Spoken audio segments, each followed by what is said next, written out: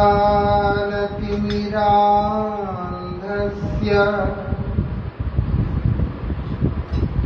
ज्ञानाञ्जनशलाकया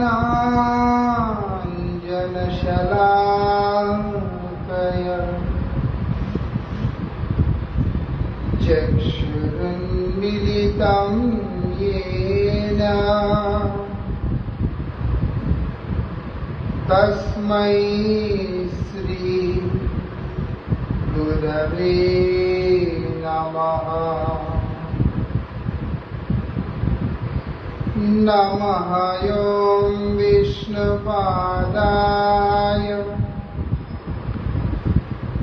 श्रीगौरप्रियमूर्तये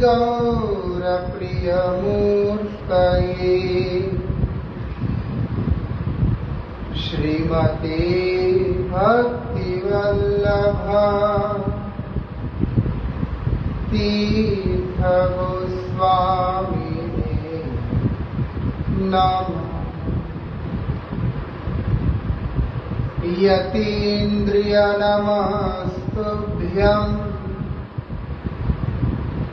गौरकृष्णप्रियात्मने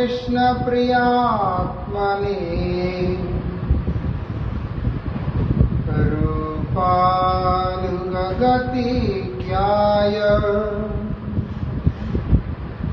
गुरुदेवाय ते नमः। पतित पावन परम करुणामय परम आराध्यतम श्रील गुरुदेव नित्य लीला प्रविष्टों विष्णुपाद परमहंस परिव्राजकाचार्य अष्टोत्तरशतश्री श्रीमद् श्रील भक्ति वल्लभ तीर्थ गोस्वामी महाराज जी के वीरचंद्र प्रभु का आविर्भाव हुआ और जिनको श्रील प्रभुपाद ने गार्डियन ऑफ डिवोशन बोल के उपाधि दिया, भक्ति रक्षक नित्य लीला प्रविष्टों विष्णुपाद श्री श्रीमद् भक्ति रक्षक श्रीधर देव गोस्वामी महाराज जी का आविर्भाव हुआ और श्री सखी चरणदास बाबा जी महाराज जी का तिरोभाव। तीन ऐसा हमने सायंकालीन हरिकथा में वीरचंद्र प्रभु जी के बारे में चर्चा किया।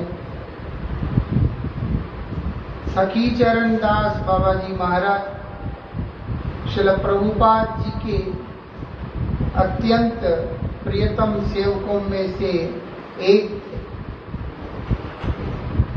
वो पहले गृहस्थ आश्रम में थे, बाद में उन्होंने बाबा जी वेश को स्वीकार किया।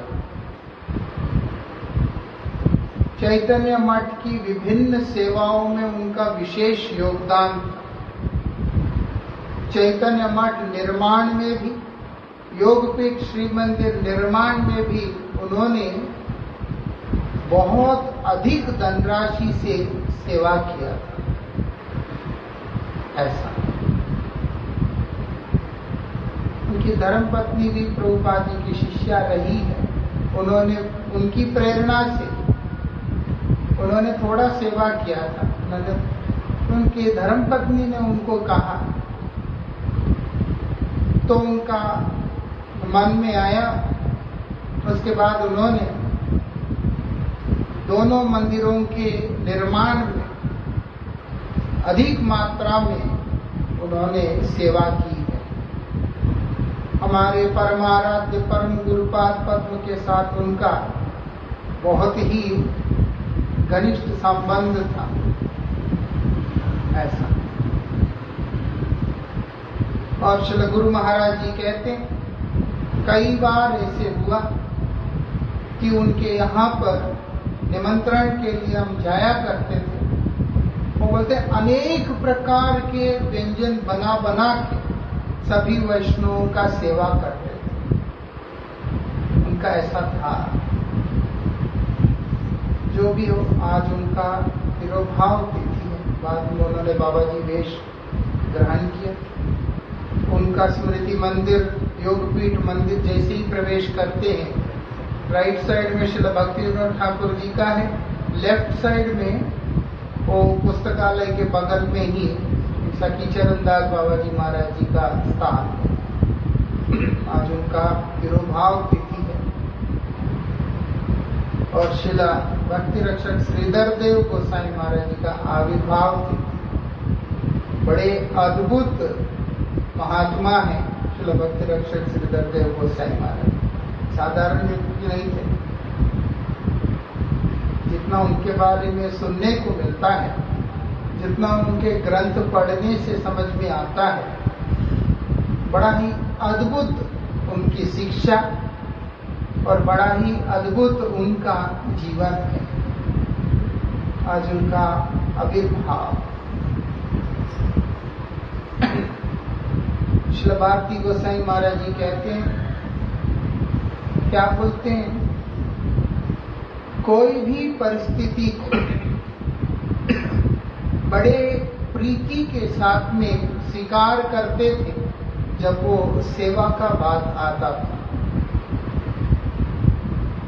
शिल भक्ति हृदय वन गोस्वामी महाराज और हमारे परम गुरुदेव और शिल भक्ति रक्षक श्रीधर देव गोस्वामी महाराज, तीनों को, ये तीनों मिलके रहते थे। तीनों का बहुत अच्छा वो था। और तीनों ही मिलके कई जगह पर प्रचार भी किया। ऐसा श्रीधर गोसाई महाराज जी और परम गुरु जी और भी ज्यादा, कोई कोई जगह पे वन गोसाई महाराज जी नहीं जाते थे, ये दोनों लेकिन होते ही थे। ये अब प्रचार करने के लिए निकले। प्रभुपाद जी का इच्छा था तो ये अंबाला में पहुंचे। सर्दियों का समय और रहने के लिए कोई स्थान नहीं। और ऐसा भी नहीं है अभी की तरह टिकट कराओ फिर वहां पहुंचो, सेफ्टी के लिए जेब में कुछ रखो, ऐसा सब नहीं था। श्रील भारती गोसाई महाराज जी से सुना कि उस समय कोई भी मठ संपन्न नहीं था, किसी भी मठ के पास पैसा नहीं था। और श्री भक्ति वैभव अरण्य गोसाई महाराज जी से सुना, वो बोलते कई बार आधा रास्ता जाने के लिए ही भाड़ा होता था। वो उस भाड़े से आधा यात्रा करते थे, फिर वहां जाकर कोई ऊंचे स्थान देखकर बैठ के खड़े होके वहीं से भाषण देना शुरू करते थे। ऐसा। और जो लोग सुनने के लिए आ रहे हैं उनमें से जो उत्साही रुचि रखने वाले हैं, वो बोलते उनसे जो भी सेवा में मिलता था, प्रणामी में मिलता था, उससे फिर आगे का रास्ता तय करते थे। साधारण बात नहीं था, बड़ा कष्ट किया। ये लोग अंबाला पहुंचे, कुछ था ही नहीं। सर्दियों का दिन था, एक ही कंबल। बोलते बड़े आनंद के साथ श्रील भक्ति हृदय वन गोस्वामी महाराज और श्रील भक्ति रक्षक श्रीधर देव गोसाई महाराज एक ही कंबल को ओढ़कर वो दोनों ही पूरा रात वहां पर बिताया, ब्रिज के नीचे। और क्या कह रहे हैं, उस समय वो क्या, उनका चिंतन क्या चल रहा है। बात चिंतन की है, भावना की है। मजबूरी में तो कोई भी निकाल लेता है, लेकिन 500 गालियां भी देता है कि कहां आगे बस गया मैं, ऐसा। लेकिन उनका चिंतन क्या था, वहां पर बोलते जैसे श्री कृष्ण और सुदामा जिस प्रकार से वन में फंस गए थे, है ना, और जैसे वो लोगों ने रात्रि को व्यतीत किया, बिताया, वो बोलते बिल्कुल ऐसे ही ये दोनों वहां पर कृष्ण चिंतन करते हुए पूरी रात्रि को व्यतीत किया। उन्होंने कभी प्रतिकूलता को प्रतिकूल भाव से लिया ही नहीं। ऐसा कृष्णोन्मुख होने के लिए उसको एक प्रेरणा का आधार के रूप में ही लिया है। ऐसा उनका वो था। चेन्नई में प्रचार किया उन्होंने, चेन्नई में प्रचार किया, कोऊर में प्रचार किया, दक्षिण भारत के विभिन्न क्षेत्रों में उन्होंने प्रचार की है। मुंबई में ही सबसे पहला जो प्रचार है वो उन्होंने ही किया।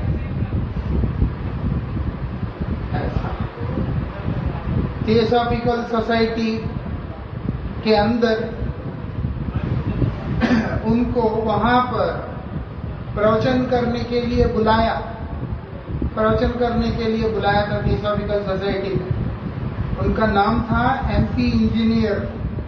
महाराज जी अक्सर बोलते हैं, तो अभी मुझे पहली बार पता चला ऐसे भी कोई सरनेम होता है। वो जो एमपी इंजीनियर है वो कौन है? वो बोलते फर्स्ट एडवोकेट जनरल है स्वतंत्र भारत का। उन्होंने श्रीधर गोसाई महाराज जी को आमंत्रण किया कि आप वहां आके अपने विचार व्यक्त करेंगे। तब वो लोग चेन्नई से मुंबई आए थे प्रभुपाद जी की इच्छा से। प्रभुपाद जी चाहते थे। तब तक मुंबई में कोई एस्टेब्लिशमेंट कुछ भी नहीं था। तो जब एमपी इंजीनियर उन्होंने प्रपोजल दिया, ये लोगों ने उसको पसंद किया और स्वीकार किया। और थियोसॉफिकल सोसाइटीज में वहां क्या होता है, वो एक अलग अलग फिलोसोफर्स को, विचारकों को बुलाकर उनसे वो लोग उनके विचारों को श्रवण करते हैं। परमाराध्य श्री गुरुदेव भी बेंगलुरु के अंदर थियोसॉफिकल सोसाइटीज में गुरुजी ने वहां पर लेक्चर किया था। ऐसे गुरुजी इंडियन इंस्टीट्यूट ऑफ साइंस में भी लेक्चर किया बेंगलुरु में, थियोसॉफिकल सोसाइटी में भी लेक्चर किया, और बेंगलुरु कोरमंगला लायंस क्लब में भी गुरुजी ने लेक्चर किया। ऐसे से कई जगह पे उन्होंने अच्छे अच्छे इंस्टीट्यूट्स में कई जगह पे गुरुजी ने प्रोग्राम्स किए हैं। तो जो वहां टाइम दिया श्रीधर गोसाई महाराज जी को 15 मिनट। अब गौड़िया मठ के महात्मा को 15 मिनट तो मंगलाचरण में लगता है। तो महाराज जी का जैसे ही वो लोगों ने 15 मिनट टाइम दिया, महाराज श्री वहां पर प्रवचन करते करते बोलते भगवान तो अनंत है, असीम है, असीम को कौन जान सकता है, इसीलिए भगवान को कोई जान ही नहीं सकता। ऐसे करके उन्होंने 15 मिनट में बोल दिया और बोलते मेरा समय हो गया। सब उनको देख रहे कि ये क्या बोले। बोलते भगवान जो है वो कौन है? तो बोल फिर उन्होंने कोट भी किया, नयमात्मा प्रवचने न लभ्यो न मेधया बहुना श्रुते। कोई प्रवचन करके, बुद्धि प्रयोग करके, कुछ करके, किसी भी चीज के द्वारा कोई भी व्यक्ति भगवान को प्राप्त कर नहीं सकता। मुंबई के अंदर जो चैतन्य महाप्रभु का विचारधारा को आरंभ करने का प्रथम बिंदु यही है, जहां लोगों को पता चला कि महाप्रभु का विचार क्या होता है, वहां से शुरू हुआ है। ऐसा प्रभुपाद जी ने तो मुंबई में मठ भी बनाया, चर्नी रोड में, बाद में बैंड्रा शिफ्ट हुआ, ऐसा एक फ्लैट लेके। तो जो हो, तो वो लोग बोलते हैं कि अगर ऐसा है तो आपने लाल कपड़ा किस लिए लिया? संन्यास किस लिए लिया? संसार के भोगों को छोड़कर, सुख सुविधाओं को छोड़कर आप ये सब की क्या जिंदगी ले लिया जब भगवान ने मिलना ही नहीं? महाराज जी छूटते बोलते भगवान मिल सकते।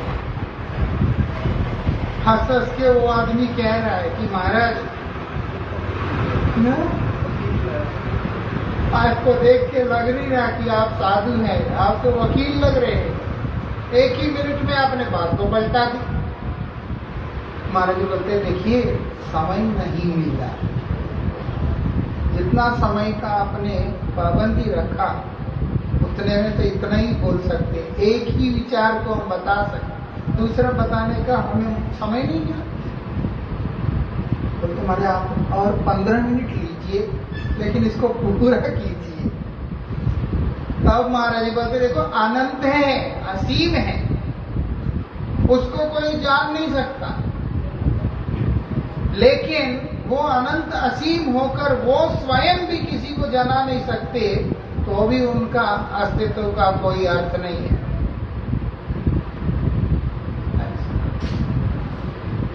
महाराज जी बोलते हैं हम जान नहीं सकते, लेकिन वो कृपा करके जना सकते हैं।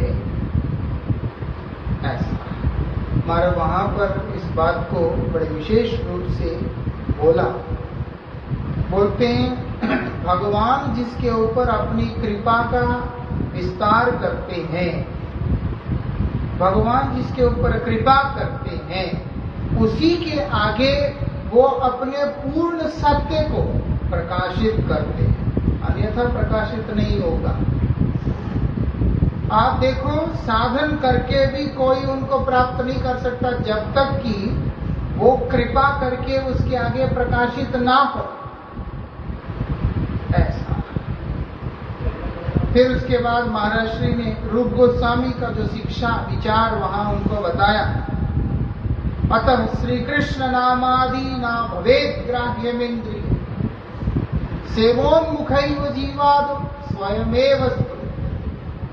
अतः श्री कृष्ण नाम, भगवान के नाम, रूप, गुण, लीला इत्यादि बोलते न भवेत्, कि प्राकृत इंद्रियों के द्वारा कोई भी व्यक्ति उसको अनुभव कर ही नहीं सकता।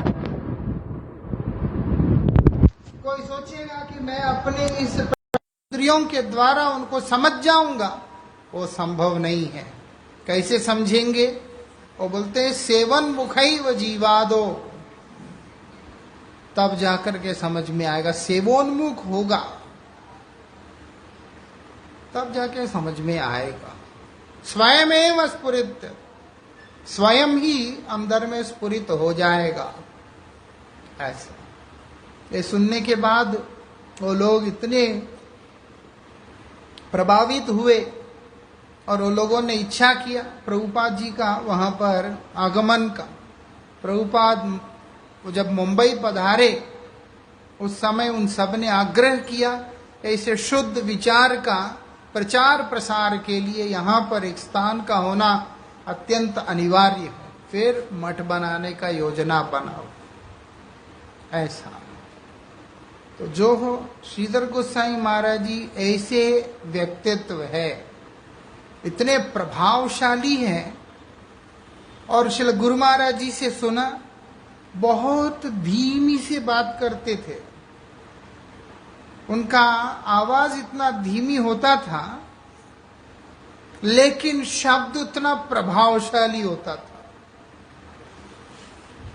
इतना धीरे बोलते हैं कि सुना कान लगा के सुनना पड़ता है, जोर से नहीं बोलते, लेकिन शब्द बड़े ही प्रभावशाली है। ऐसा श्रीधर गोसाई महाराज जी जब अंबाला में थे, अंबाला में काफी टाइम वो लोगों ने प्रचार वगैरह किया। जब अंबाला में थे, उनको अंबाला स्टेशन का जो सुपरिंटेंडेंट है वो क्या करते हैं, उनको थोड़ा मदद वगैरह करता था, आता था उनकी कथा वगैरह श्रवण करने के लिए। बोले ठीक है। उनके साथ वहां पर श्रीलाकिंचन कृष्णदास बाबा जी महाराज जी वो भी रहते थे, दोनों मिलके वहां प्रचार करते थे।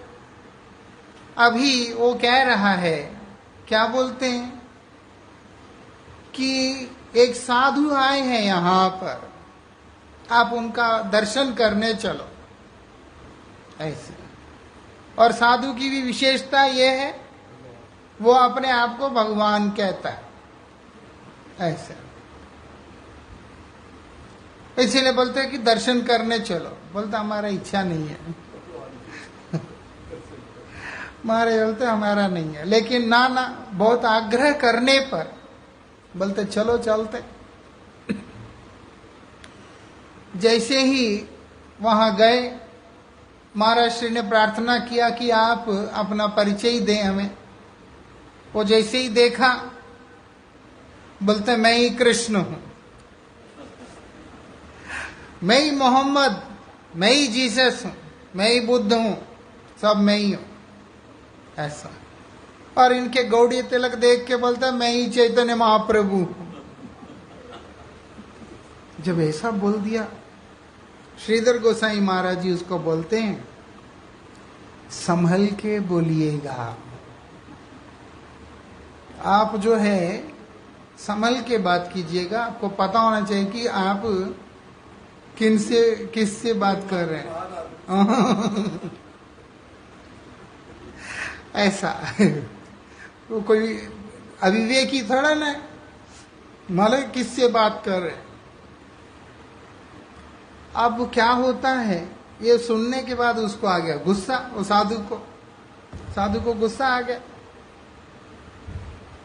ऐसे ही होता है ना। जो व्यक्ति जैसे ये संसार का एक विचार है, उनके विचारों से सहमति ना हो तो फिर वो बड़ा मुश्किल हो जाता है। वो सबको ये समझाता फिर रहा है कि मैं भगवान हूं। अब उनके सामने ऐसे कोई आए जो देख के बोल रहे कि समझ के बात करो, तो अब आ गया गुस्सा। वो एकदम चिल्लाने लगा, एकदम इरिटेट होकर चिल्लाने लगा। चिल्ला के क्या बोलता है, जो सोवियत यूनियन का जो नायक है उसका नाम है जोसेफ स्टालिन। वो बोलते वो मेरा कुत्ता है। और इसके बाद बोलता है फ्रैंकलिन रोजवेल्ट, अमेरिका का प्रेसिडेंट रहा उस टाइम का, जो भी है, वो बोलते वो मेरा बिल्ली है। जब ऐसा बोल रहा है, गुस्सा हो रहा है, चिल्ला रहा है, उल्टा सीधा बोले, क्या क्या बोले। श्रीधर गोसाई महाराज जी को सब बोलने लगे, आपने भगवान को नाराज कर दिया, ये तो अमंगल हो गया, भगवान को नाराज कर दिया आपने। धीमे से श्रीधर गोसाई महाराज उनसे पूछते हैं, ये इरिटेशन का कारण क्या है, आप क्यों इतना परेशान है, क्या हुआ क्या है। जब श्रीधर गोसाई महाराज जी ने पूछा, वो व्यक्ति सामने से बोल रहा है, मैं भारत सेना में काम करता था, मैंने सब छोड़कर देश के लिए अपना जीवन दिया, देश के लिए अपना जीवन दिया। लेकिन जब मेरा पत्नी बीमार थी, उसको मदद की जरूरत था, कोई भी मदद नहीं किया, मुझे सबने धोखा ही दिया। बोलता अब मेरा बारी है, अब मेरा बारी है। ये बात सुनने के बाद जितने भी व्यक्ति वहां बैठ के सुन रहे, सब आश्चर्य से देख रहे कि ये क्या बोल गया। कई आत्माएं ऐसे होते हैं, कई महापुरुष ऐसे होते हैं, कुछ भी करके उनके आगे जो है हम अपने आप को छिपा ही नहीं सकते। श्रीधर गोसाई महाराज ऐसे में से एक है। आदमी छिपा ही नहीं सकता अपने आप को। किसी की ऐसी नकारात्मक जो ऊर्जा है, जिसको नेगेटिव एनर्जी जो कहते हैं, उसका इम्पैक्ट इतना नहीं हो सकता है कि वो श्रीधर गोसाई महाराज जी की विजन को डोमिनेट करे। वो उसको डोमिनेट नहीं कर सकता। इसीलिए उनके सामने वो बौखला कर सब बोलता फिर रहा है। उसके अनुयायी भी है वहां, वो उसको समझ नहीं आ रहा होता क्या है। जैसे जैसे अगल बगल के लोगों ने सुना, उन सबको धक्का सा लगा कि ये क्या सुन लिया हमने। धीरे धीरे धीरे धीरे एक एक करके सब वहां से निकलने लगे थे। श्रील श्रीधर गोसाई महाराज जी क्या बोलते हैं श्रील कृष्णदास बाबा जी महाराज जी को, जा पलायते सा जीवती, मतलब जो भाग गया वो बच गया, जो भाग गया यहां से वो बच गया है, अन्य कोई भी व्यक्ति बचने की संभावना नहीं है। ऐसा तो जो भी है, श्रीधर गोसाई महाराज जी इस प्रकार से जितने भी ऐसे ऐसे व्यक्ति हैं, उन लोगों के हमेशा उन लोगों को कभी वो करने नहीं देते थे। उनके सामने कोई ऐसे टिक नहीं सकता था। श्रीधर गोसाई महाराज जी, उनके अंदर एक स्वाभाविक दैन्यता भी एक अलग ही स्तर का था। उनका दैन्यता का विचार ले लें, वो भी एक अलग स्तर का है, और उनकी गंभीरता विचार है, वो भी अलग स्तर का है। एक स्थान में सियालहट में ये लोग प्रचार करने के लिए गए। वहां एक महात्मा कथा बोलते बोलते रामकृष्ण परमहंस को और स्वामी विवेकानंद को ऐसे शब्द प्रयोग किया जिसके चलते वहां पर बड़ा ही हलचल मच गया था कि ना जाने पता है अब क्या होने वाला इधर। सबने आग्रह किया कि ये सभा को रद्द करके सब बंद कर देना अच्छा है, क्योंकि जान के लिए भी खतरा हो सकता है। क्योंकि उस समय उनका प्रभाव, उनका प्रचार बहुत ज्यादा था, उनका प्रचार बहुत ही ज्यादा था, सर्वाधिक था।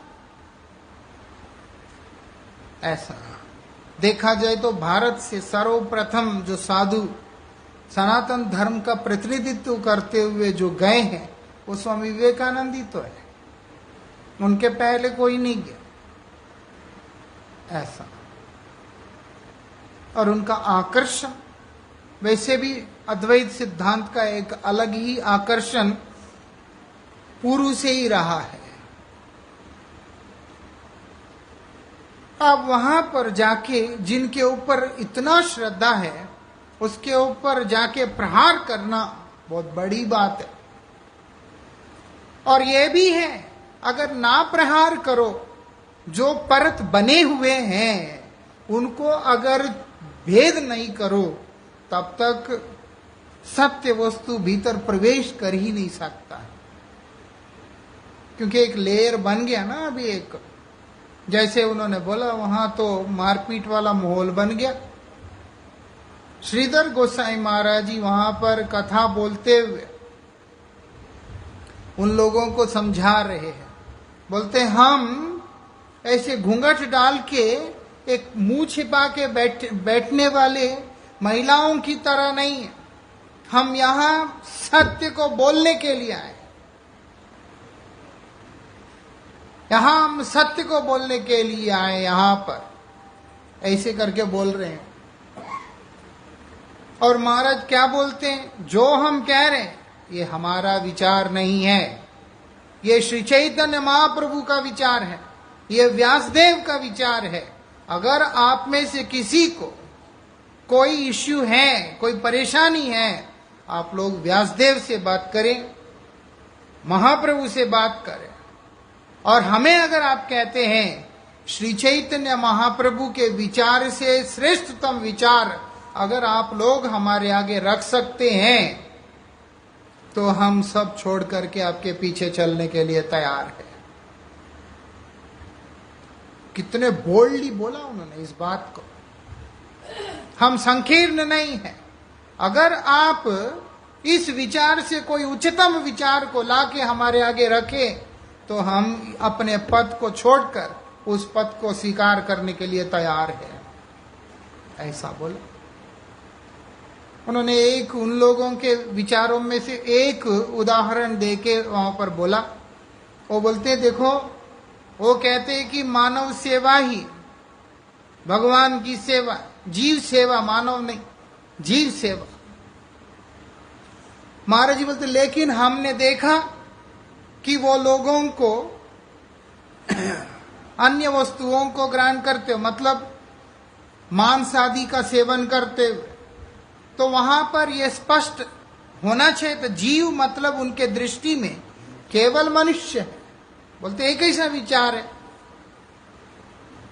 जितने भी प्राणी हैं प्रकृति के अंदर सभी तो जीव है। जब जीव मतलब केवल मनुष्य को अगर लेते हो, ये क्या विचार ऐसा। इस प्रकार से उन्होंने वहां पर उस बात को जब रखा, ऐसे जहां सारे सोच रहे थे अभी कुछ होने वाला है, वहां पर लोगों ने तालियां मार मार के इतना ज्यादा उनका जय जयकार किया। बाद में उनसे आग्रह किया कि ये सभा को 2 दिन में बंद ना किया जाए, इसको और 15 दिन तक लेकर के चलाया जाए। ऐसा इतना लंबा प्रचार वहां पर हुआ और बड़ा ही अद्भुत प्रचार हुआ। ऐसे वो श्रीधर गोसाई महाराज जी की हरिकथा के प्रभाव से जो विरोधी हो गए थे, वो लोगों को भी उन्होंने सही सिद्धांत समझाकर उनसे जय जयकार करवा दिया। काफी स्पष्टवादी थे, इतने बोल्डली बोलते थे। इनको प्रभुपाद जी ने बताया कि आपको कोवूर जाना चाहिए, राय रामानंद जी का और चैतन्य महाप्रभु का मिलन स्थान है, वहां महाप्रभु का पादपीठ और मठ होने से अच्छा होगा, गोदावरी नदी के किनारे। वहां गए, काफी दिन हो गया। फिर इन लोगों ने योजना बनाया कि हम कलेक्टर से बात करते हैं। कलेक्टर से मिलने गए वहां पर श्रीधर गोसाई महाराज और परम गुरु जी दोनों। होता क्या है, कलेक्टर भी पढ़ा लिखा है, वो तो आईएएस ऑफिसर है, उसको तो बहुत पढ़ा लिखा। वहां पर कलेक्टर कहता है कि महाप्रभु के जो दर्शन शास्त्र है, फिलॉसफी, उसको मैंने पढ़ा, अध्ययन किया। और बोलते चैतन्य महाप्रभु के विचारों का प्रचार प्रसार करने के लिए मठ मंदिर आदि की आवश्यकता तो नहीं है, ऐसे बोल दिया। छूटते श्रीधर गोसाई महाराज जी ने कहा, उधर जो काम का दास है वो महाप्रभु के विचार को कैसे समझ पाएगा। एक आईएएस ऑफिसर को इतने बोल्डली ये कह देना कि काम का जो दास होगा वो चैतन्य महाप्रभु का उस विशुद्ध सिद्धांत को किस प्रकार से समझ पाएगा। वो तो भक्तों के द्वारा ग्राह्य है, शरणागत व्यक्तियों को समझ में आता है, दार्शनिकों को तो नहीं समझ में आता। ऐसे ऐसे जब बोल दिया, उसको आ गया गुस्सा। वो भी बना दिया वहां पर कि ये जो गौड़िया मठ वाले हैं इनको यहां स्थान नहीं मिलना चाहिए। मालूम है, कलेक्टर विरोध में आ गया था और श्रीधर गोसाई महाराज जी दुखी हुए थे। इस बात के लिए दुखी हुए थे कि मेरा नाम रामानंद दास है। प्रभुपाद जी ने उनको पहला जो नाम दिया ब्रह्मचारी नाम, वो रामानंद दास नाम है। और प्रभुपाद जी ने इच्छा करके मुझे यहां पर भेजा इस सेवा के लिए, लेकिन मैं तो वो सेवा कर ही नहीं पाया। उस बात से वो दुखी हुए थे। ऐसे इतने बोल्ड पर्सनैलिटी है। और जो सामने वाला छोटा क्यों ना हो, उनका सम्मान करना, उनको श्रेय देना, इसमें भी पीछे नहीं हटते थे कभी। वो श्रेष्ठ होने का उन्होंने कभी ऐसा नहीं किया कि मैं श्रेष्ठ हूं तो श्रेय मुझे जाना चाहिए। विचार उनके बड़े ही अलग ही स्तर का विचार है। अब होता ये मायापुर के नवद्वीप के अंदर, मतलब कोलक द्वीप में जहां इनका मठ है, हर साल गौर पूर्णिमा के बाद जितने भी प्रभुपाद जी के गण हैं वो सब वहां एकत्रित होते हैं, मीटिंग करते हैं, वार्तालाप करते हैं, मिलते हैं, सब कुछ करते हैं। श्रील गुरु महाराज जी के मुख से सुना, अनेकों बार श्रीधर गोसाई महाराज जी के उस स्थान पे ये लोग जाया करते थे। उस समय भी गए तो श्रीला भक्ति कमल मधुसूदन गोसाई महाराज कहते हैं, आपका इंतजार हम कर रहे थे। परम गुरु जी ने बोला, परम गुरु जी वहां पर बोलते हैं कि देखिए यात्री ज्यादा हो गए थे, सब निपटाते हुए समय लग गया था। तो भक्ति विचार जाजावर गोसाई महाराज जी ने एक प्यार भरा व्यंग कर दिया कि एक व्यक्ति को अपना वैभव को इतना नहीं बढ़ाना चाहिए, ऐसे करके। वो तो प्यार भरा है। ऐसे ऐसे ताने आज की डेट में लोग अंदर से जो है तकलीफ लेकर के देते हैं। वहां तो गुरु भाई लोग एक दूसरे के साथ मजाक करते हैं। ऐसा जब मजाक कर रहे हैं, क्या हुआ, श्रीधर गोसाई महाराज जी उनको कह रहे हैं कि इस बात का उत्तर मैं देता हूं। इस बात का उत्तर क्या दे रहे हैं? वो परम गुरु जी के बारे में बोलते हैं। उनके छोटे गुरु भाई हैं, वो वरिष्ठ हैं, और परम गुरु महाराज जी उनके छोटे गुरु भाई हैं। लेकिन वो क्या बोलते हैं? वो बोलते हैं हमारे लिए जो डेड एंड पॉइंट है, और बोलते हैं पूज्यपाद माधव महाराज जी के लिए वो बिगिनिंग पॉइंट है। ये बहुत बड़ी बात है। ये श्रीधर गोसाई महाराज जी जैसे व्यक्तित्व ही बोल सकते हैं। इतने बड़े प्रभुपाद जी के गण हैं, कोई साधारण व्यक्ति है? वो कह रहे हैं ऐसा भी नहीं है, हम प्रयास कर रहे हैं, वो प्रयास कर रहे हैं, वो सफल हुए ना। वो बोलते हैं प्रयास कर करके जहां हमारे लिए डेड एंड होता है कि इसके आगे हम कुछ कर नहीं सकते, तब जाके पूज्यपाद माधव महाराज जी का काम शुरू होता है। इसीलिए बोलते प्रभुपाद जी उनको वॉल्केनिक एनर्जी बोल के संबोधन किया करते थे कि हयग्रीव ब्रह्मचारी मतलब है वॉल्केनिक एनर्जी है। ऐसा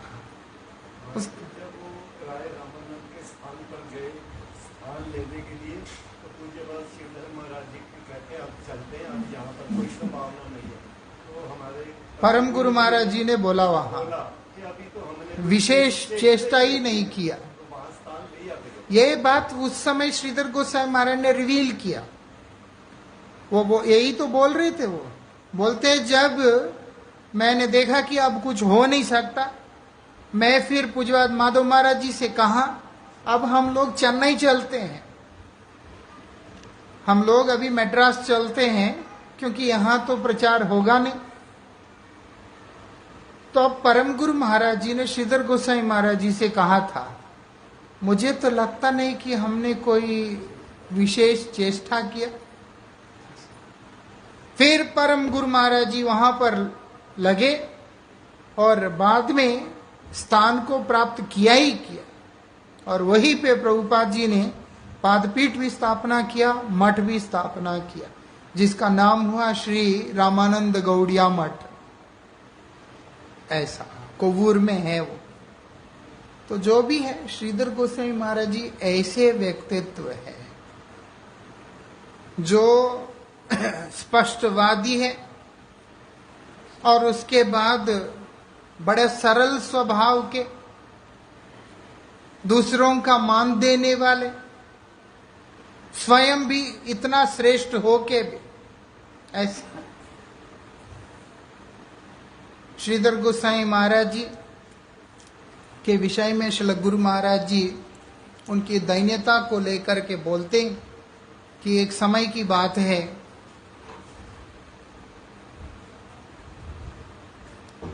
कहाँ पे हुआ था, चेन्नई में, मद्रास के अंदर एक डिबेट हुआ, एक तर्क हुआ था। एक तरफ है डॉक्टर राधाकृष्णन, ये भारत के राष्ट्रपति भी रह चुके हैं, और वो अद्वैत सिद्धांत को लेके बोल रहे हैं।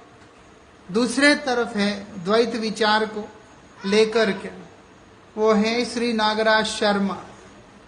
ये दो लोग थे। वो लोगों ने रिक्वेस्ट किया कि गौड़िया मठ के व्यक्ति चेयरपर्सन हो, मतलब एक जज की तरह, दोनों का चर्चा होता रहेगा, ये उसमें से निकाल करके उसको हार्मोनाइज करे। परम गुरु जी से रिक्वेस्ट किया, परम गुरु महाराज जी ने बोला हम नहीं, श्रीधर गोसाई महाराज जी करें। श्रीधर गोसाई महाराज जी को वहां बिठाया। अब श्रीधर गोसाई महाराज जी अपने प्रारंभिक प्रवचन में ही बोल रहे हैं, जो इंट्रोडक्शन स्पीच है, बोलते हम तो यहाँ बैठने के लिए योग्य नहीं है, वैष्णव लोगों के आग्रह पे, उनके आदेश, उनकी प्रसन्नता के लिए हमें स्थान स्वीकार किया। और अभी राधाकृष्णन, डॉक्टर राधाकृष्णन, उन्होंने अपना विचारों को व्यक्त कर दिया। करने के बाद नागराज शर्मा जी जब बोल रहे हैं, वो तब बोल रहे हैं, क्या बोलते हैं, बोलते हैं ऐसी दयनीयता दिखाने की वैसे जरूरत तो नहीं है। इस तरीका से वो वहां पर बोले, इस स्थान में वैसे जरूरत नहीं है। क्या बोलते हैं, वो बोलते हैं क्योंकि वैष्णव जो है स्वभाव से दैन्य होते हैं। वैष्णव का स्वभाव में स्वाभाविक दैन्यता रहता है कि मैं जो है दास हूं बोलकर, इस कारण से वो लोग इस दैन्यता को प्रकाशित करते हैं, लेकिन वैसे जरूरत भी नहीं है, ऐसे कुछ तो उन्होंने कह दिया। उसके बाद श्रीधर गोसाई महाराज जी ने जब उस बात को अपना विचार दे रहे थे, उन्होंने वहां पर कहा, वो बोलते हैं क्योंकि वैष्णव हमेशा श्रेष्ठ संग करता है, इसीलिए स्वयं को दास्य भाव से ही देखता कि मैं दास हूं। लेकिन वही व्यक्ति जो श्रेष्ठ का संग नहीं करता, तो उसके अंदर हमेशा ये रहता है। इसीलिए वैष्णव कहता है कि दासोस्मि, मैं दास हूं। लेकिन जो भक्त नहीं है वो क्या कहेगा, वो बोलता है कि अहम ब्रह्मास्मि। ऐसा वो वहां पर इस बात को बड़े अच्छे तरीके से उन्होंने बोला है। समय का अभाव है, लेकिन उन्होंने इस बात को वहां पर बोला। बोलते हैं भक्त लोग निरंतर भगवान के संग में रहते, जैसे एक पिता अपने पिता के सामने अपने आप ही वो बच्चा बन जाता है, लेकिन अपने बच्चे के सामने वो पिता का अभिमान रखता है। बोलते भक्त ऐसा ही होता है, भक्त अपने से श्रेष्ठ का संग करता है, अपने से श्रेष्ठ का संग करता, वो तो निकृष्ट संग तो करता नहीं। वो निरंतर भगवान का संग में रहते हैं, भगवान नाम के संग में रहते हैं, भगवत भक्तों के संग में रहते, श्रेष्ठ भक्तों के संग में रहते। इसलिए उनकी दैन्यता तात्कालिक नहीं होता, क्षणिक नहीं होता। कई होते हैं वैष्णव के आगे बहुत, जिसको वो श्रेष्ठ समझते हैं उनके आगे बहुत दैन्यता दिखाते हैं, जिनको देख के लगता है कि ये कनिष्ठ है, जो उनके बुद्धि के अनुसार लगता है कि ये कनिष्ठ है। वहां पर निश्चित रूप से उनका स्वर एक बदल जाता है, जैसे कि वो उसके ऊपर कृपा कर रहा है या उसको ज्ञान दे रहा है, इस तरीका से होता है ऐसे। लेकिन ये विचित्र बात है, मैंने पूज्यपाद भारती गोसाई महाराज जी में, श्री तुर्याश्रमी गोसाई महाराज जी में ऐसी विचार देखा नहीं।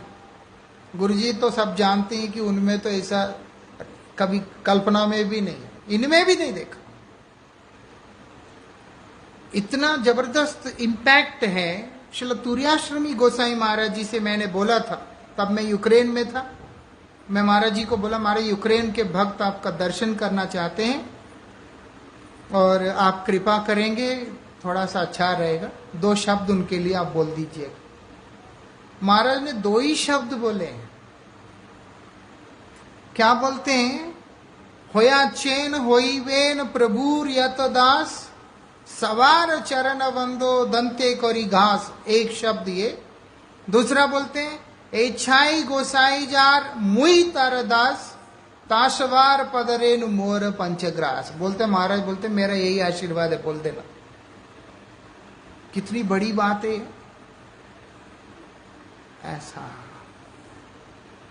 वो श्रेष्ठ होने से वो श्रेष्ठता दिखलाई देता है ऐसा। खैर जो भी हो, वो श्रेष्ठ संग के कारण, और जो उत्तम है वो हमेशा अपने आप को ऐसे ही देखते हैं। जैसे हम सुनते हैं, उत्तम हैया अपना के माने त्रिनादम। इसीलिए वहां पर उन्होंने विचार दिया कृष्णदास कविराज गोस्वामी का, श्रीधर गोस्वामी महाराज क्या बोलते हैं, जगाई मधाई जो है मैं उनसे भी पापिष्ट हूं।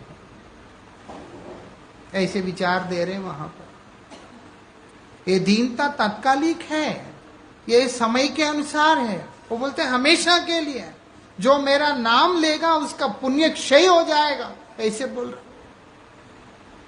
ऐसा मैं ऐसा व्यक्ति हूं, मेरा नाम लेने से पुण्य क्षय हो जाएगा। जो मेरा नाम लेगा उसका पाप होने लगेगा। मेरा नाम जो सुनेगा उसका पुण्य जाएगा, जो लेगा उसका पाप हो जाएगा, ऐसे बोल रहे। फिर रूप गोस्वामी का विचार भी दिया, आधारो अपि अपराधानाम अविवेक हतप्यम। मेरा विवेक भी नहीं है, मैं तो अपराधों का कूड़ादान हूं, ऐसे रूप गोस्वामी बोल रहे। ऐसा वहां पर इस बात को समझा रहे श्रीधर गोसाई महाराज। इसलिए उनकी दैन्यता उनका स्वभाव है, उनका दैन्यता उनका स्वभाव है। ऐसा नहीं है कि समय के साथ एक गैदरिंग में बैठे हैं, जैसे लोग बोलते हैं ना जी आप ही बड़े हैं जी। वो अंदर अंदर से रहता है, give respect and take respect. मैं तुम्हें बोल रहा हूं तू बड़ा है, मतलब मैं ये भी एक्सपेक्ट कर रहा हूं कि तुम भी बोलो इस बात को। ऐसा ये संसार का रीति। क्यों? सब निकृष्ट संग करते हैं, लेकिन जो श्रेष्ठ संग करता है वो ऐसे नहीं होते। श्रीधर गोसाई महाराज जी उन महापुरुषों में से है। श्रीधर गोसाई महाराज जी के बारे में ऐसा सुनने में आता है कि वो संसार में प्रचार वगैरह नहीं करना चाहते थे। उनका अंदर था प्रचार वगैरह नहीं जाना, करना नहीं है। तो नित्यानंद प्रभु ने उनको कृपा करके बोलते हैं तुम जब दूसरे को उपकार नहीं करना चाहते हो, कृपा नहीं करना चाहते हो, तो मुझसे कृपा की आशा कैसे कर सकते हो? ऐसा तब जाके श्रीधर गोसाई महाराज जी के मन में प्रचार का एक उत्साह और प्रबल हुआ, ऐसे सुना है। श्रील भारती गोसाई महाराज जी से नहीं सुना, और किसी वैष्णव से सुना। ऐसा बोलते हैं। इसीलिए श्रीधर गोसाई महाराज जी भी इस बात को बोलते थे, कई गैलन खून बहाना पड़े मैं उसके लिए भी तैयार हूं, एक जीव को कृष्णोन्मुख करने के लिए। ऐसा वासुदेव दत्त की तरह मुझे नरक में जाना पड़े तो मैं जाने को तैयार हूं, कोई बात नहीं। ऐसा इतने उदार हृदय वाले हैं श्रीधर गोसाई महाराज। उनसे प्रभुपाद जी ने उनकी रुचि जानने के लिए जब उनसे वार्तालाप किया, उन्होंने रूप गोस्वामी के प्रति अपना झुकाव अधिक है ऐसा उन्होंने दिखलाया। इसीलिए प्रभुपाद जी ने अपने अंत्यकाल के समय में श्रील भक्ति रक्षक श्रीधर देव गोसाई महाराज जी को बुलाकर उनसे श्री रूप मंजरी पद कीर्तन सुना। प्रभुपाद जी का ऐसा अभ्यास था, वो रुचि परीक्षा करते थे अपने सेवकों का, जिसकी जैसा रुचि उसी अनुरूप उनकी सेवा में नियुक्ति। श्रीधर गोस्वामी महाराज जी का झुकाव रूप गोस्वामी के पक्ष में ज्यादा था। ऐसा परम गुरु महाराज जी के साथ में जब बात किया, परम गुरु महाराज ने जो सेवा को लेके, प्रभुपाद जी की प्रसन्नता को लेके विचार व्यक्त किया, वो सुन के परम गुरु महाराज जी को उन्होंने वॉल्केनिक एनर्जी का उपाधि दिया। सबके साथ ऐसे ही, जो आज उनका आविर्भाव तिथि है, वो हम पर कृपा करे। हम तो न उनका दर्शन किया है, उनका बारे में केवल श्रवण ही किया, उनका साहित्य जो है उसको अध्ययन किया। उनके ग्रंथ बड़े अद्भुत ग्रंथ है, बहुत खुले विचारों के हैं, संकीर्ण विचारों के नहीं है। यद्यपि पूर्ण रूप से गौड़ीय सिद्धांत से सराबोर साहित्य होने के बाद भी प्रस्तुति इतना अद्भुत है, वो बहुत खुला खुला सा है। उनके ग्रंथ पढ़ते हुए कोई घुटन अनुभव नहीं करता है। कोई कोई होता है एक डायरेक्शन में, नैरो डायरेक्शन में ले जाते हैं। श्रीधर गोस्वामी महाराज जी ऐसा नहीं है, बहुत ब्रॉड विजन के साथ में तत्व को दिखाते हुए व्यक्ति को कृष्णोन्मुख करते हैं। ऐसे महापुरुष हैं, उनका आज आविर्भाव तिथि है। वो कृपा करें कि हमारा निष्ठा समर्पण गुरुपाद पद्म में प्रबल हो, गुरुवर्गों के चरणों में हो। श्री गजेंद्र उवाच ओम नमो भगवते तस्मै यत् एतच्चिदात्मकं पुरुषायादि बीजाय परेशाय धीमहि यस्मिन् इदं यतश्चेदं येनेदं या इदं स्वयं यो अस्मात् परस्माच्च परस्तं प्रपद्ये स्वयंभुवम् या स्वात्मनिदं निजमाययार्पितं क्वचित् विभातं क्वच तत्तिरोहितम् अविद्दृक्साक्षु भयं तदीक्षति स आत्ममूलो अवतुः मा परात्पर कालेन पञ्चत्वमितेषु कृत्स्नषु लोकेषु पालेषु च सर्वहेतुषु तमस्तादासीद् गहनं गभीरं यस्तास्य पारे अभिविराजिते विभो नायस्य देवा ऋषयः पदं विदुर्जन्तु पुनः को अर्हति गन्तुमीरुतम् यथा नटस्याकृतिभिर्विचेष्टतो दुरत्ययानुक्रमणः समावतु दिदृक्षवो यस्य पदं सुमङ्गलम् विमुक्तसङ्गा मुनयस्सु साधवा चरन्त्यलोकव्रतमाव्रणं वने भूतात्मभूतस्सु हृदस्स मे गति। सप्तम्याम कीर्तन। प्रदोष लीला भजन प्रेम विप्रलम्ब युगायितं निमेषेण चक्षुषा प्रावृषायितं शून्यायितं जगत् सर्वं गोविन्द विरहेण मे उद्वेगे दिवस न जाय क्षण हैलयुगस वर्षार मेघ प्राय अश्रुवरिषेणयन् गोविन्द विरहे शून्य हैल त्रिभुवन तुषानले पोड़े जेन न जाए जीवन। गाइते गाइते नाम की दशा हैलो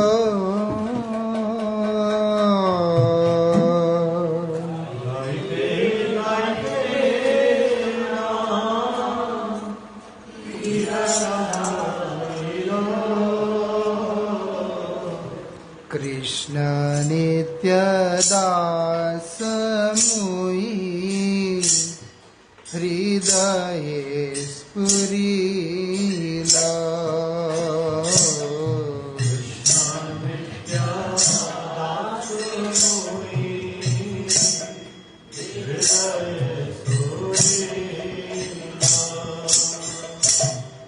जानिलाम माया पाशे ये जड़ जगते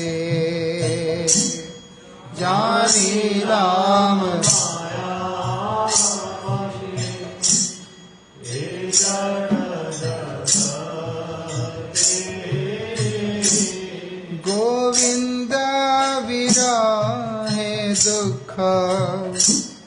पाइना नमाते। गोविंद विराम दुख पाइना नमाते। आर्य संसार मोर नहीं लगे भाला।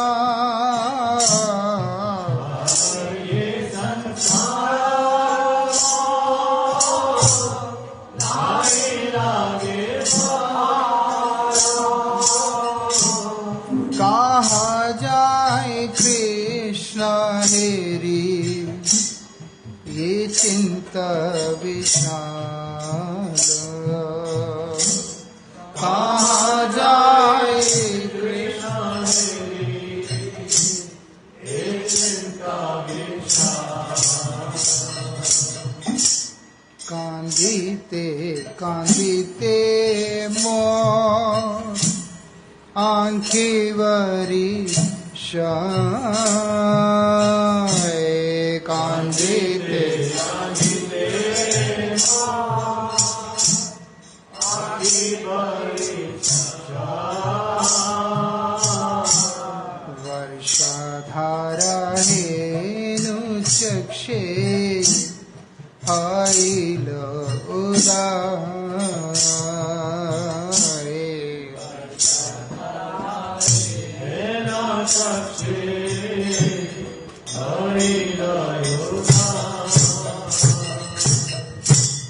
निमेष हरिलो मोर शतयुग समा।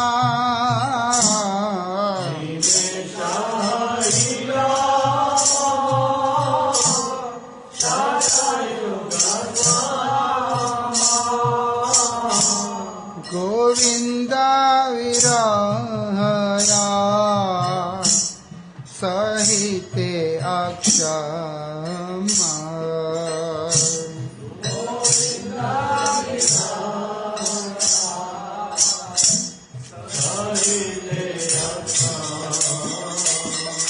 शून्य धरातल चौदी के देखिए।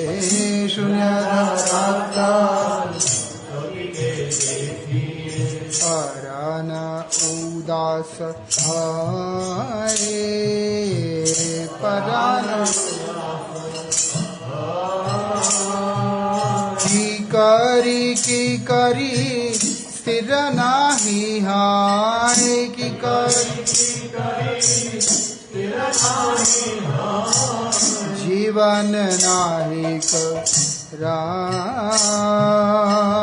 जीवन नाही ब्रजवासी गण मोर प्राण राखो। ब्रजवासी गण मोर प्राण राखो। देखाओ श्री राधा नाथे। देखाओ श्री राधा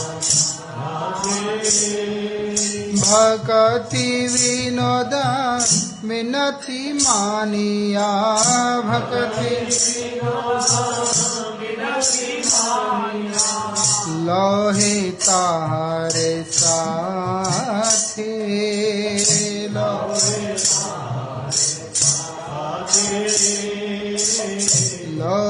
तारे साथे। लोहे तारे श्री कृष्ण विरहया सहिते न पारी।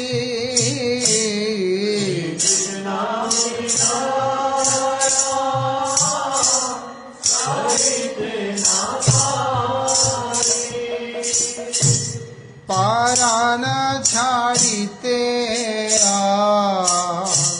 दीन दुई चारी। पारान छाड़िते दीन दुई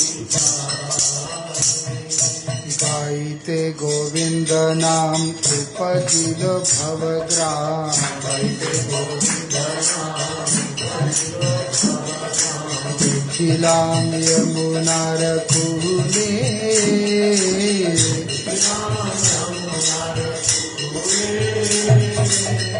वृषभानुसुता संगे श्याम नट भर रंगे बांसुरी बजाए निपमूले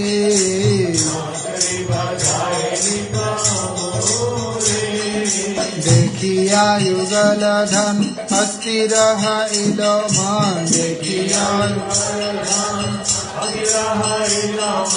ज्ञान हर हिल तक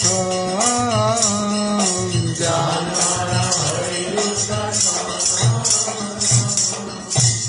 कत क्षणे नाही जाने ज्ञान लाभ हैलो मानी कत क्षणे नाही जाने ज्ञान लाभ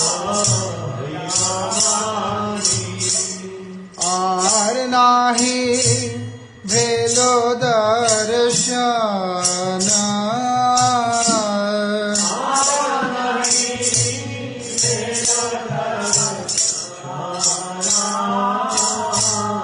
आर नाही भेलो दर्शन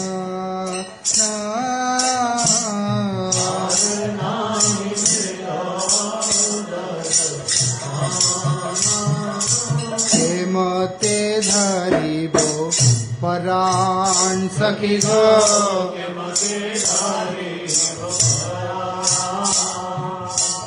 निमेष हईलो युगेरा समान के मते धरिबो पराण निमेष हईलो युगेरा समान के मते धरिबो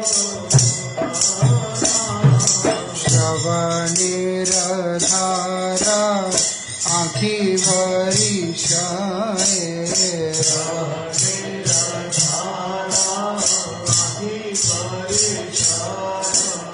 शून्य भेलो धरतला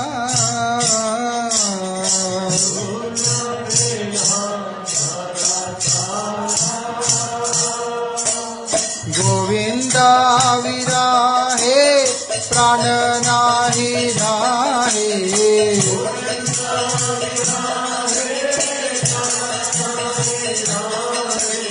के माने बाँची बाला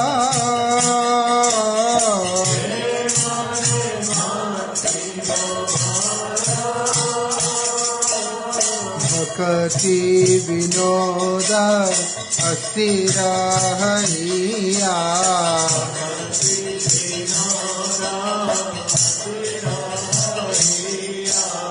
पूना नमाश्रय करी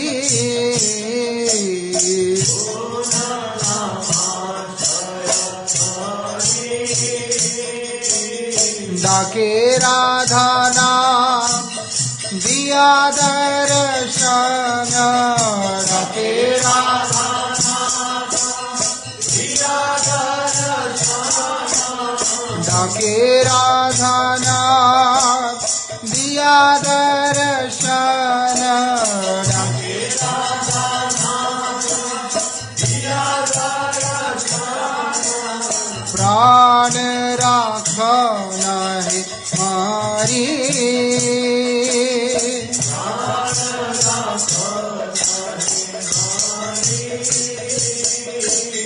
प्राण राखो नाही मारी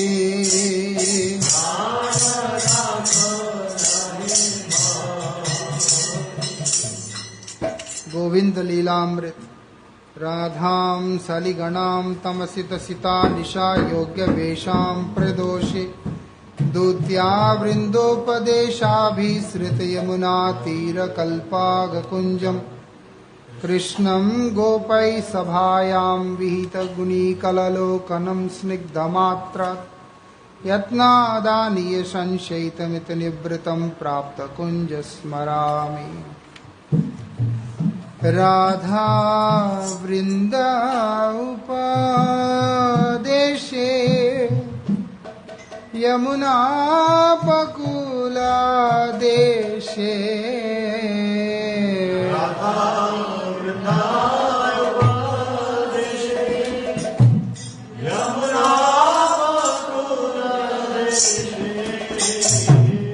सांकेतिका कुंज अभिसारे,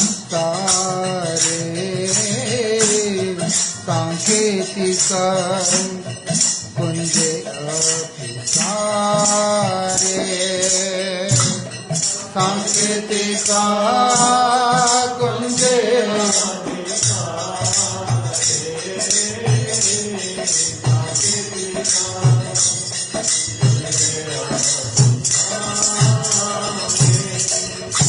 सीता सीता निशा योग्या धरि वेश कृष्णा भोग्या।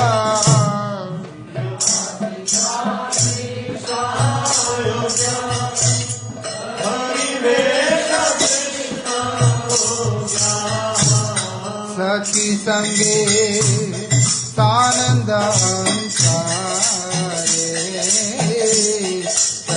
संगे सानंद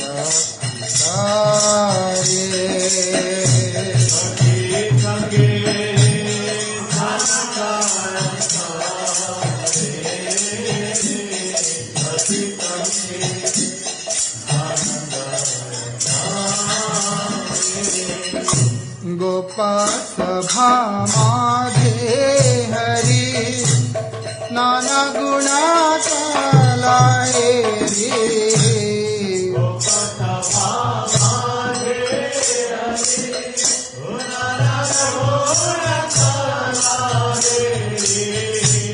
मातृयत्ने करिल शयना,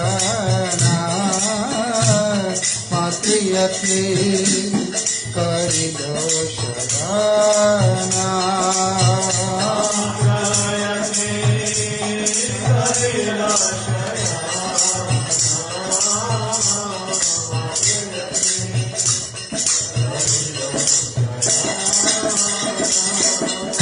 राधा संग संगरिया निवृत्त बाहिरा हैया।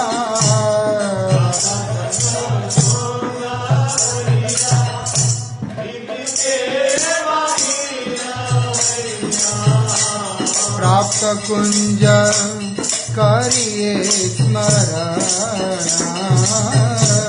प्राप्त कुंज करिए स्मरणा, प्राप्त कुंज करिए।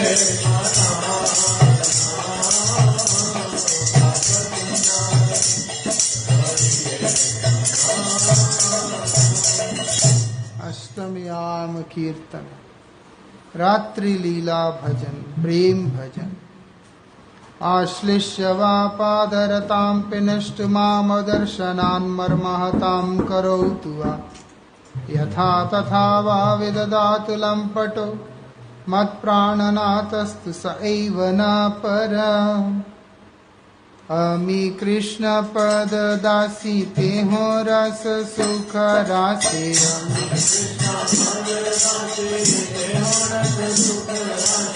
आलिंगिया करे आत्मसात,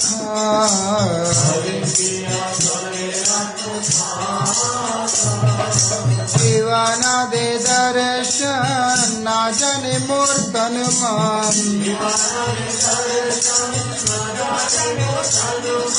दीवाना दे दर्शन ना जने मूर्तन मान। अब ते हो मोर प्राणनाथ,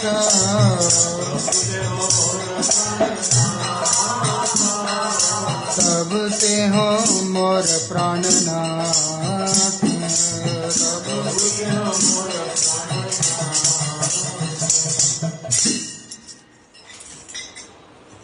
गोविंद लीलामृत तावक्तो लब्धसंगो बहुपरिचरणैर्वृन्दयाराध्यमानो प्रेष्टालिभिर्लसन्तो विपिनविहारणैर्गानरसादिलास्य नानालीलनितान्तो प्रणयिसहचरिवृन्दसंसेव्यमानो राधाकृष्णो निशायां सुकुसुमशयने प्राप्तनिद्रो स्मरामि।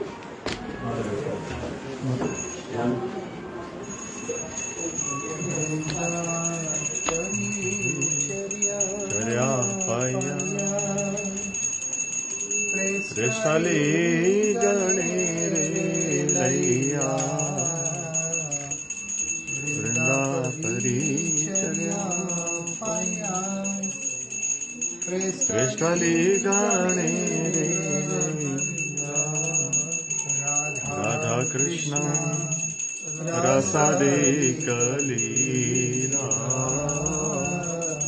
राधा कृष्ण लीला गीतलस्य कैला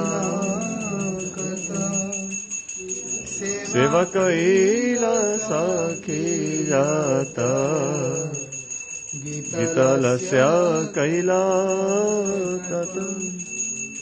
सेवा कैला सखी जाता कुसुम शय्याय तुहे शुइला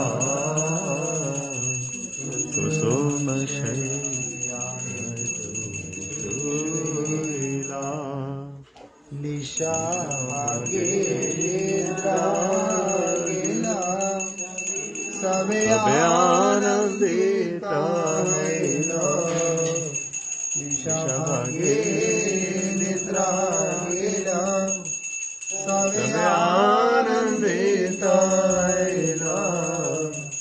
सखी गणा परानंद भासे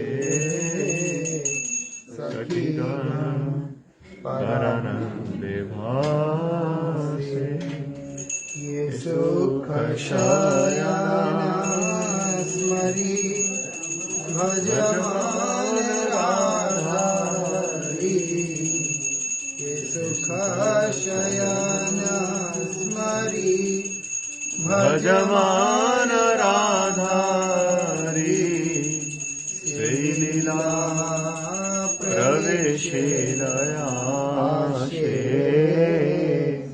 श्रीलीला प्रवेशिलयाशे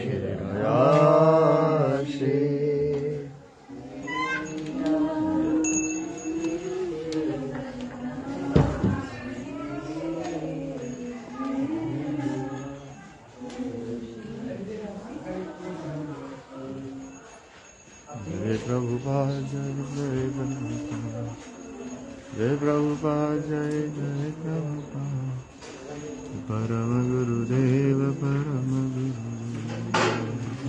गुरुदेव जय गुरुदेव जय जय